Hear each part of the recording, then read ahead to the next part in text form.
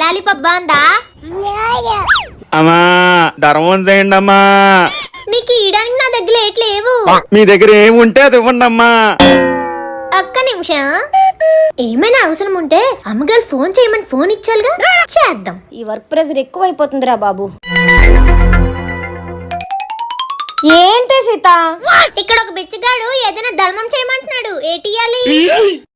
నువ్వు ఒక దానివి, ప్రతి చిన్న విషయానికి ఫోన్ చేసి విసిగిస్తావు. నీ దగ్గర ఏది ఉంటుంది ఇచ్చే. అలాగే అమ్మగారు. ఏమి ఇవ్వాలి?